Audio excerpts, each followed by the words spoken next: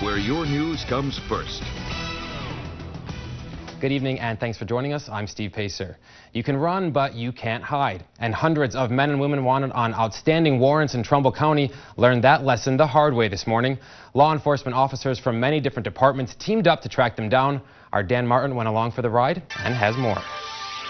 A lot of fines and costs in here. If they can pay it, they'll get out. But everybody comes to jail, no exceptions.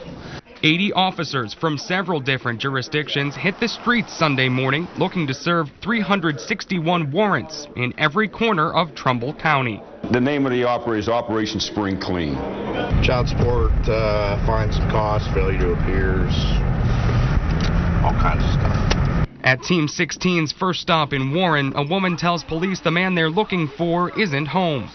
This is his address, so that's why we're here. We're going to keep coming here until we find out another Where does he live? Do you know? I don't know. That's the thing. He's back and forth to Texas. But police have a hunch she may be hiding the suspect. Do you realize if he's in there and you could be charged? Do you realize that? Do you realize if he's in this house and we find him in here, you could be charged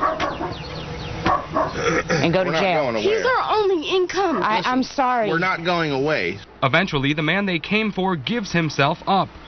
Tim, turn around for me. Put your hands behind your back. You have anything on you think you're not supposed to have? Other suspects also take some convincing. come on.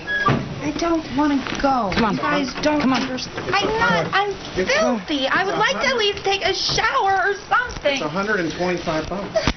The majority of people picked up will pay fines, court costs, or spend one night in jail. But officers hope sweeps like these send a message to criminals and the citizens of Trumbull County. We just want to let the people know that we're still active, and we're going to be active all summer doing things like this. Reporting in Warren, Dan Martin, 27 First News. From WYTV, this is 33 News at 11. We believe in this valley. Well, good evening, everyone, and thanks for joining us here for 33 News at 11. I'm Stan Boney. And I'm Nikki Wyrick. There's a stoplight in Warren Township where Burnett Street intersects with West Market. This afternoon, at that light, there was a 7-vehicle accident in which 3 men were killed. As Dan Martin reports, some of them were headed to Cleveland with hopes of joining the Marines. All right, blood everywhere. There's some Marines in their car and everything, please. Okay, we'll get someone out there. The State Highway Patrol is investigating a triple fatal accident. 7 vehicles were involved in the crash. Everything from a commercial vehicle to a motorcycle involved.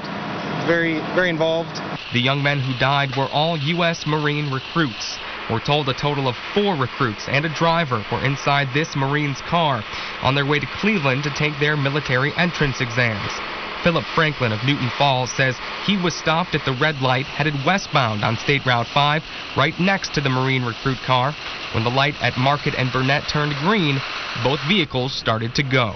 Out of my mirror, I saw where a semi-truck was piling to a red pickup truck, which hit a couple of other vehicles and slammed the pickup truck into the Marine recruiter's car. Franklin and others rushed to try and help the passengers in the car. The first Marine we got out of the back seat was bleeding profusely from everywhere, and they tried to get him a CPR and stopping the bleeding, and he was the first one life flighted. And there was another one that was trapped in the back of the car that he didn't make it. The Mahoning County Coroner's Office says 1 victim died at the scene, another at Trumbull Memorial Hospital, and the 3rd at St. Elizabeth's in Youngstown. The State Highway Patrol is notifying family members of the young men who died in the crash and continues to investigate what happened.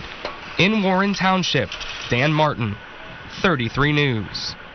The Carroll County Sheriff's Office is investigating an apparent double murder-suicide involving 2 children. It happened at a home just outside Carrollton this morning. Dan Martin's been following the story. He has the latest. I've handled homicides in my day, but never a double homicide-suicide.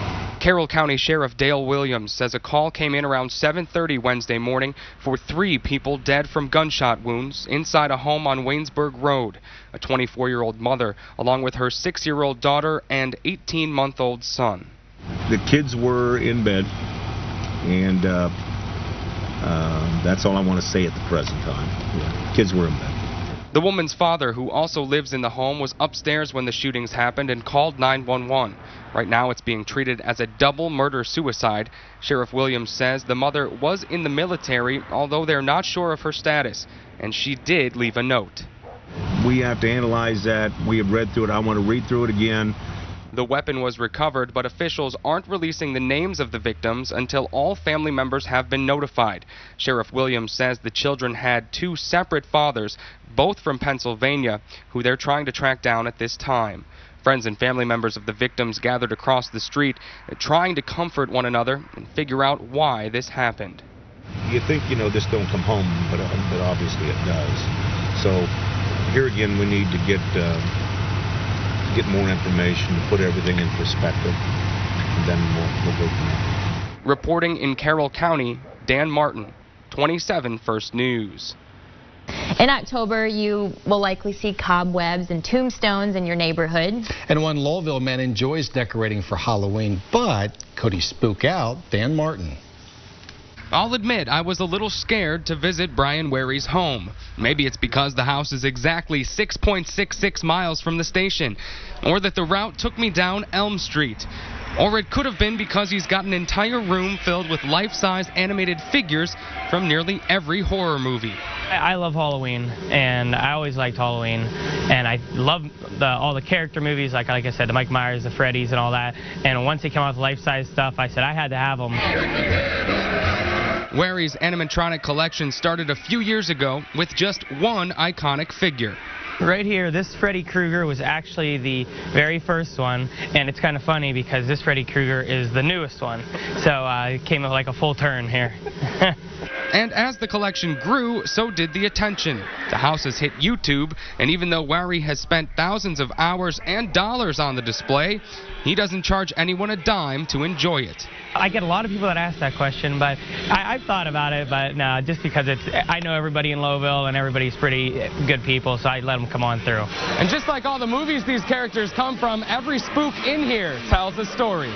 Chucky's also new this year. He was a hard-to-find item. He was going on eBay for $150, and luckily Kmart came through at $70, so. And every cord snakes to a series of strategically placed power strips around the room. Get any complaints from the fire department in here in town? Oh, the good thing is I'm on the fire department, so hey, so it kind of works out for me. Wary hopes to make the house more and more haunted for many Halloweens to come. In Lowellville, Dan Martin, 27 First News. Did it scare you? A little bit. It was good.